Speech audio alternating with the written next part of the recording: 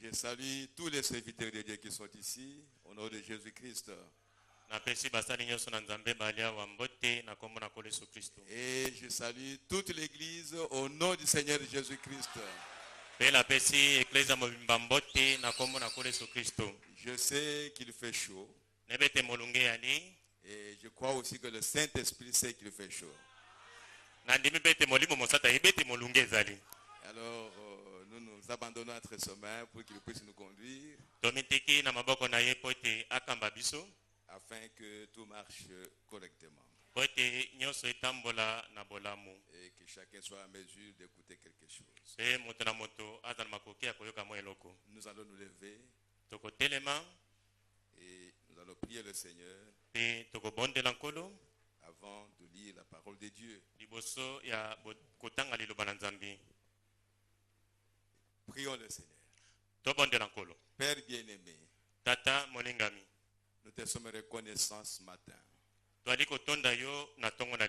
Parce que nous savons que tu es ici présent.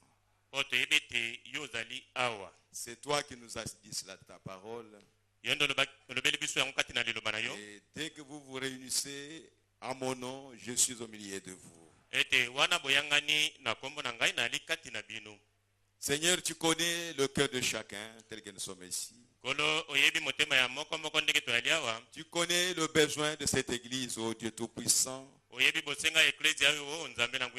Tu connais le besoin de l'épouse à travers le monde, ô bien-aimé Père. Car l'épouse doit se nourrir de la même parole.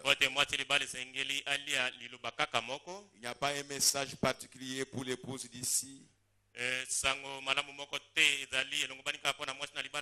autre message particulier pour l'épouse qui est ailleurs. Nous croyons que c'est l'épouse de Christ qui est en train d'être préparée maintenant. Et nous faisons partie de cette épouse. Bénis-nous ce matin, Père bien-aimé. Et parle-nous, Seigneur notre Dieu. Nous avons besoin, Seigneur, d'entendre ta voix et ta voix seule. Accorde à chacun l'entendement spirituel, Seigneur. Que l'esprit de distraction puisse quitter cette église. Que chacun soit concentré à toi, Seigneur. Que nous ayons les yeux fixés sur le calvaire, ô bien-aimé Père. Afin que tu puisses nous parler, Seigneur notre Dieu. Afin qu'en sortant d'ici à la fin, que chacun dise que j'ai été dans la présence de Dieu. Et nous te prions, Père, qu'il n'y ait personne. Et alors personne, Seigneur, qui est en train de t'écouter ce matin et qui sortira de cet endroit tel qu'il était entré, Père bien-aimé. C'est toi qui changes l'homme. C'est toi qui nous parles pour nous transformer, Seigneur. Ne laisse pas ta parole sortir en vain, Seigneur notre Dieu. Mais prépare le terrain pour que la sémence puisse tomber sur la bonne terre et qu'elle puisse produire des fruits, Seigneur notre Dieu. Bénis la parole que nous allons lire. Où est là, Seigneur notre Dieu? Ôte le prédicateur du chemin, Seigneur. Nous n'avons pas besoin de sa pensée. Nous n'avons pas besoin de sa parole. Il n'a rien à nous communiquer, Seigneur. Nous voulons que toi, notre Père, tu puisses nous parler, Seigneur. Pas l'homme, Seigneur notre Dieu. Nous voulons t'écouter, Seigneur. Car c'est toi qui nous as visités dans ces temps de la fin. Ce n'était pas un homme qui nous a visités, Seigneur. Ainsi, laisse que le même Saint-Esprit qui a parlé à travers William Marion Branham puisse parler maintenant au Dieu. Car les vases sont différents, mais le Saint-Esprit est le même. Nous nous confions à toi, Père, et nous nous attendons à toi au nom du Seigneur Jésus-Christ. Amen. Amen. Bien, tel que nous sommes debout, nous allons lire la parole de Dieu. Nous ouvrons nos Bibles dans Éphésiens chapitre 3.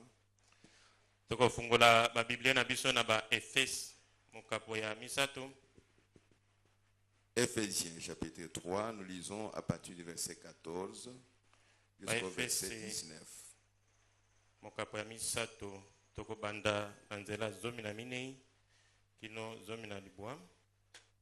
lisons la parole de Dieu.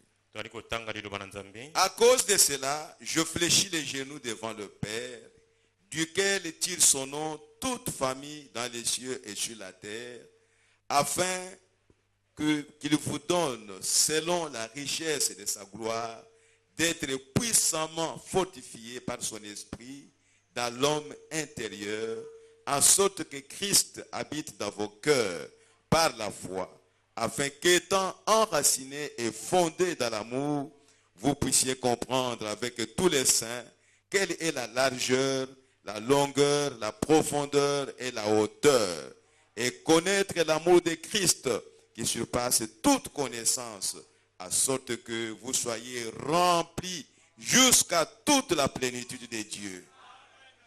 Ponatina oyo nazali kogumba mabongo na ngai liboso na tata oyo mabota nyonso na likolo pe na se mazwi kombo uta na ye bila moko ezali bozwi na kembo na ye ete alendisa nguya katikati na bino na nzela na molimo pe ete Kristo afanda na mitema na bino na nzela na kondima na bongo awa esili bino kopalanganisa misisa na bino kati na bolingo pe kotongama likolo na yango lokola moboko boyeba kososola esika moko na babula minyoso monene pe molai pe bozindo na bolingo na Kristo koyoka yango oyo eleki boyebi penza ete botonda na litondi na Nzambe mobimba. Allons encore dans Colossiens chapitre 1er.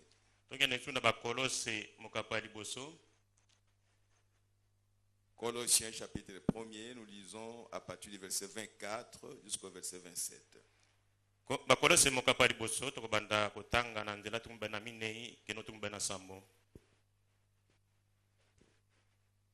Je me réjouis maintenant dans mes souffrances pour vous, et ce qui manque aux souffrances de Christ, je l'achève à ma chair pour son corps qui est l'Église.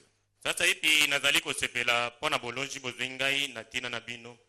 Nazali kotondisa bizangeli na pasi na Kristo kati na mosuni na ngai pona nzoto na ye yango lingomba.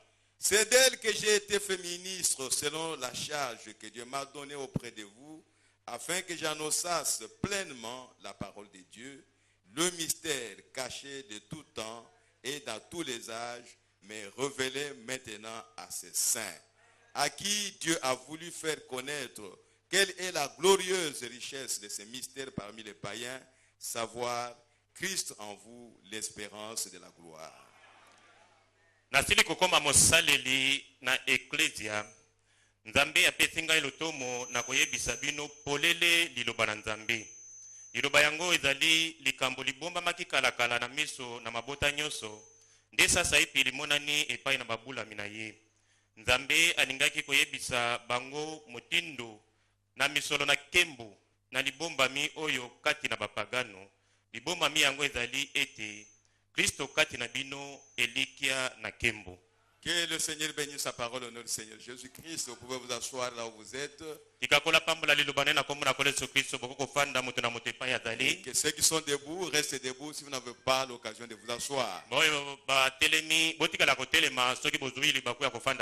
Et notre bien-aimé pasteur Albert Kitissa de Boteka vous a salué au nom du Seigneur Jésus-Christ.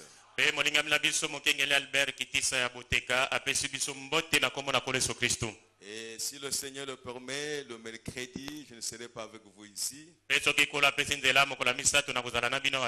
On nous a parlé d'une église qui a commencé au camp Kokolo. Alors je voudrais y aller pour voir cette église-là, comment elle se présente.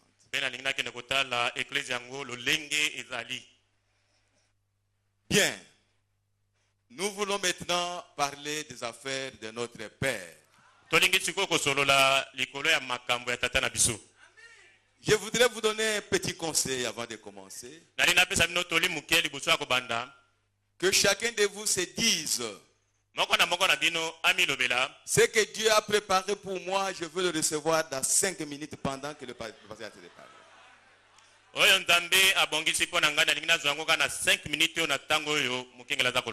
Et que l'autre dise en tout cas pendant 10 minutes, je veux recevoir ce que Dieu m'a préparé pour moi. Si vous recevez et que vous voulez dormir, alors dormez, il n'y a pas de problème.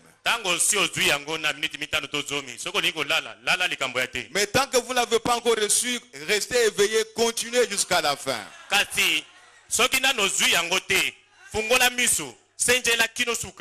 Que les plus forts se disent en tout cas, je vais suivre le pasteur dès le début jusqu'à la dernière minute.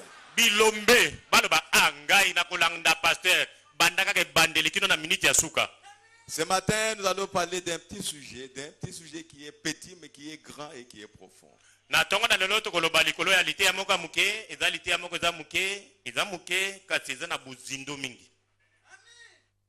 Nous allons parler sur le grand secret mystérieux qui était dans la pensée de Dieu.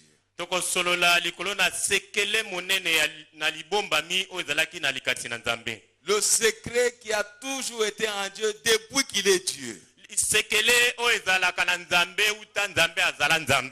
un grand mystère. Et le prophète nous a dit que ce secret nous a été révélé dans ce temps de la fin.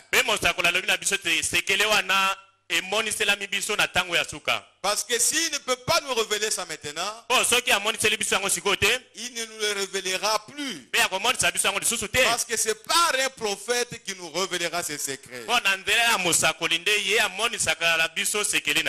Mais je voudrais vous rappeler un peu ce que nous avons vu le vendredi. Nous avons parlé de ce que le prophète a prêché sur être conduit. Et nous avons dit que l'autre vendredi, on avait parlé ici d'un guide.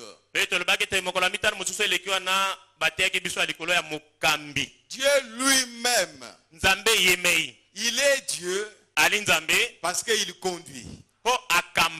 Et il a le désir de conduire. S'il ne conduit pas, il n'est pas content. Il n'est pas à l'aise. À tout moment ici, il est en train de conduire son peuple. Il ne peut pas s'arrêter à conduire. Si vous ne voulez pas être conduit par Dieu, il va conduire les bêtes des champs. C'est pourquoi Jésus a dit, si vous ne voulez pas que ces gens me glorifient, m'adorent, m'honorent, alors Dieu va susciter ces pierres ici que vous voyez. Et ces pierres vont commencer à crier. Oh, gloire à Jésus-Christ. Vous savez que la Bible dit que nous étions sans Dieu, sans Christ dans ce monde. Et que le peuple juif nous considérait comme des gens, des chiens, si vous voulez bien. Dieu ne nous connaissait pas. Nous étions vraiment perdus. Mais Dieu a dit, si vous ne voulez pas que les Juifs m'adorent, je vais susciter les pierres pour m'adorer. Les gens que vous appelez les gens des nations, des gentils, ils vont m'adorer. Et aujourd'hui, ceux qui adorent Dieu dans les nations sont plus nombreux que les Juifs. Oh, et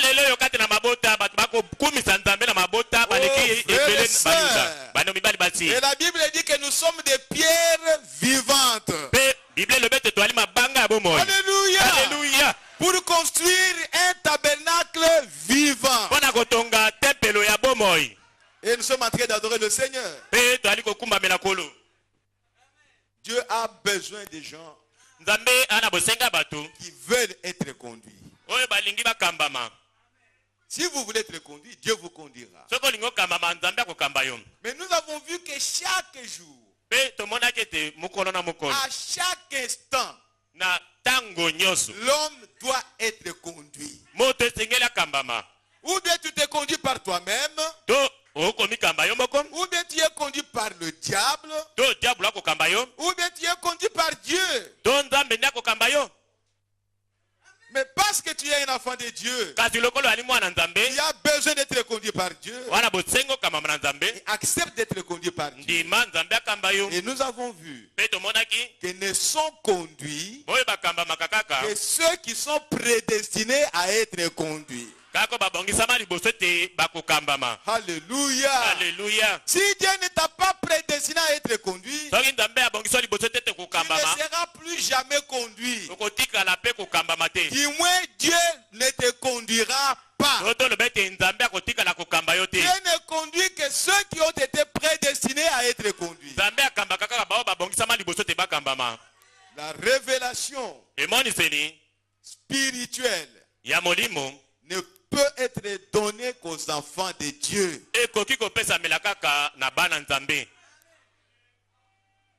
La semence de Caïn ne peut jamais recevoir la révélation spirituelle. Elle n'a pas de part à cette révélation. Mais elle peut adorer Dieu. Elle peut chanter. Elle peut louer Dieu. Elle peut dire que Dieu existe. Mais jamais Dieu ne lui parlera. Dieu ne fait même pas attention à elle.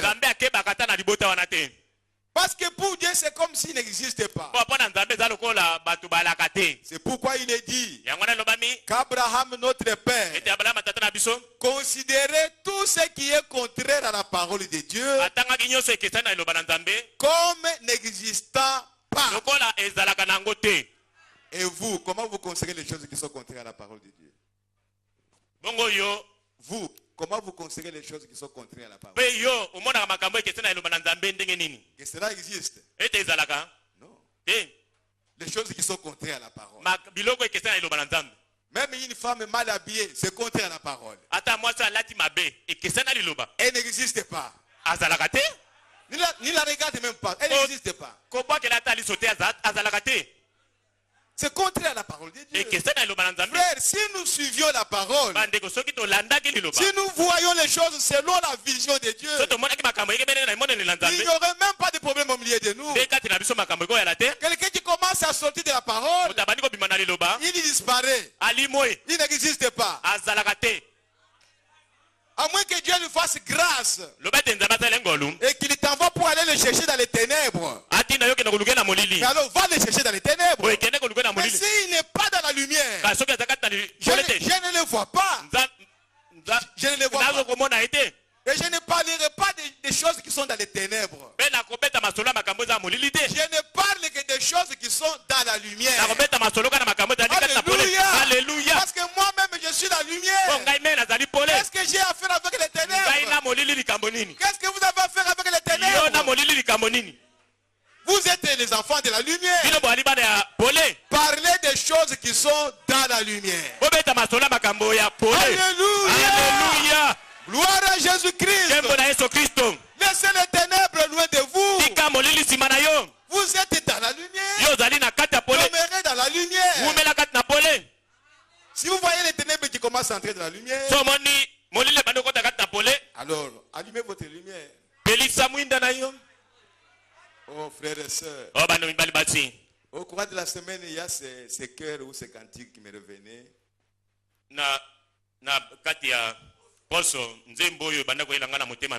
Que moninga pelisa mwindana yo mosusu ala yo moninga pelisa mwindana yo mosusu. Écoutez maintenant ce qui m'est arrivé. Au lieu maintenant de chanter Moninga Pelisa Mwindana yo, parle à toi-même. Kalumbu Pelisa Mwindana yo, Mosengo alanda yo, Kalumbu Pelisa Mwindana yo, Baruti alanda yo, alanda yo, Butu namo, Nazele kende ki mobi kisi, O mo sendo pelisa mwindana yo. Landu alanda yo. Alléluia. Gloire à Jésus-Christ. Mon frère et ma soeur. Pelisa mwindana yo. Allume ta lumière. Ndekona yo alanda yo. Que ton frère te suive. Même s'il est dans les ténèbres, qu'il voit ta lumière et te suive. Oh my. Alléluia. Alléluia. Oh, gloire à Jésus-Christ. Oh, que Dieu soit béni, mes frères et sœurs. Nous sommes presque à la fin. Le Seigneur Jésus revient bientôt. Frères, débarrassez-vous de tout ce qui est du monde. Et suivez la lumière du soir. Soyez le fruit de la lumière du soir. Et acceptez d'être conduit par le Seigneur. Et nous avons lu dans la prédication Christ est le mystère de Dieu révélé. Au paragraphe 332. Il dit que c'est le Saint-Esprit seul qui est le révélateur de la révélation divine de Christ.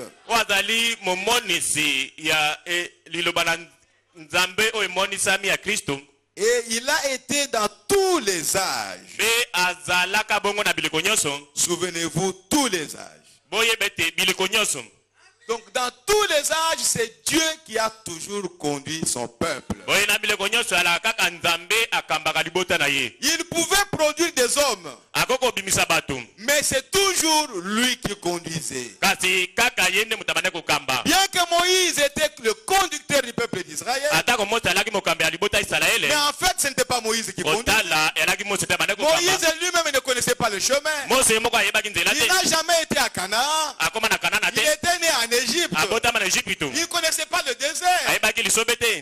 Il ne connaissait pas le chemin. Mais la colonne de feu était là pour conduire le peuple d'Israël. Cette colonne de feu que vous voyez, elle est là pour vous conduire. Elle est la parole ointe. Alléluia. Alléluia. Frères et sœurs, ouvrons les yeux pour voir la présence de Dieu. Dieu n'est pas en train de travailler pour rien ou pour nous faire plaisir. Il nous attire à la parole. Il nous montre le chemin à suivre.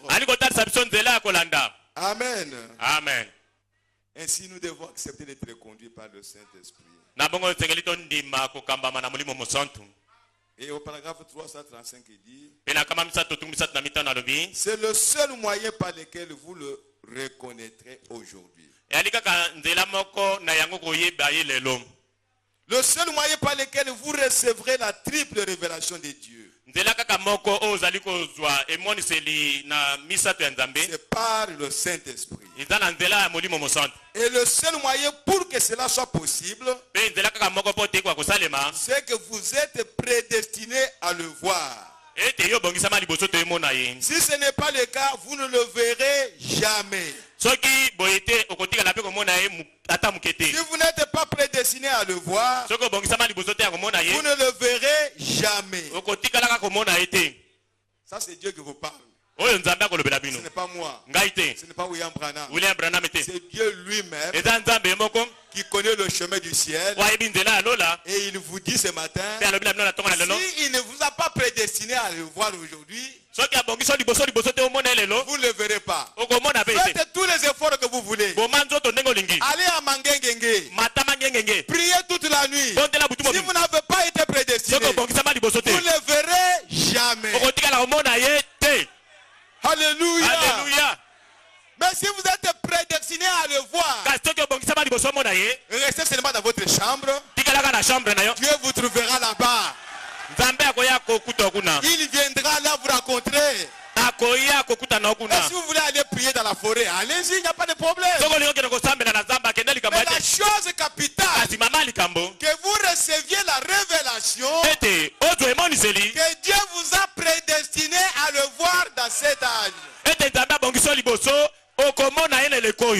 Et là, quand vous avez la révélation, excusez-moi de vous le dire, même si toute l'église est réunie ici contre vous, cela ne vous ébranlera à rien.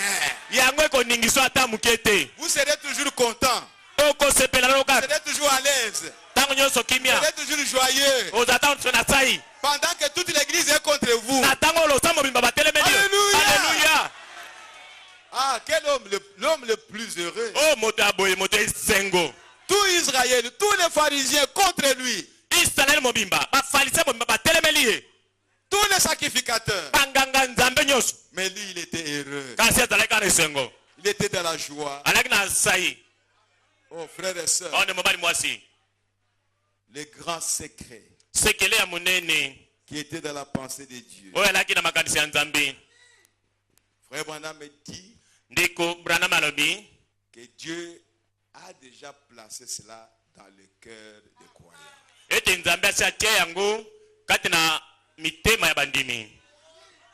Frère, ne soyez pas distraits. Parce que c'est la seule chose que Dieu a révélée aujourd'hui qui peut vous attirer vers lui. Il faut que Dieu se révèle à vous. Frère Branham me dit que Adam avait une épouse, Ève. Mais Ève était tombée. Mais Ève était formée par la parole de Dieu. Toi et moi, nous sommes nés de l'homme et de la femme. Nous sommes nés menteurs. Mais Ève, elle était dans la perfection. Créée par Dieu lui-même. Engendrée par Dieu. Elle n'est pas née menteuse, non. Adam n'est pas créé menteur, non. Mais la Bible dit qu'Ève est tombée. Oh frère, c'est une grande leçon pour nous. Et frère Branham continue en disant que Jéhovah a cherché aussi une épouse. Israël, c'était la femme de Jéhovah. Mais Jéhovah a été déçu. Jéhovah est venu visiter sa femme. Que me voici. C'est moi qui t'ai toujours parlé. C'est moi qui t'ai envoyé des prophètes. C'est moi qui ai envoyé Élie. C'est moi qui ai envoyé Moïse. Et tous les prophètes. Ils l'ont rejeté. Donc la femme de Jéhovah est tombée. Israël a renié la parole. Il lui a été prédestiné. Oh frère. Et Jésus-Christ est venu. Lui aussi a une épouse. Et cette épouse a été manifestée le jour de la Pentecôte. Une épouse parfaite. Tous ceux qui étaient dans la chambre haute étaient tous remplis du Saint-Esprit. Quand ils sont sortis de la chambre haute, remplis du Saint-Esprit. Alléluia. Alléluia. La perfection. Une église sans ride ni rien de semblable. Elle est née le jour de la Pentecôte. Tous les 120 personnes remplies du Saint-Esprit. Et les femmes et les hommes. Le frère Bana me dit, cette église glorieuse est tombée au concile de Nicée. Oh frères et sœurs,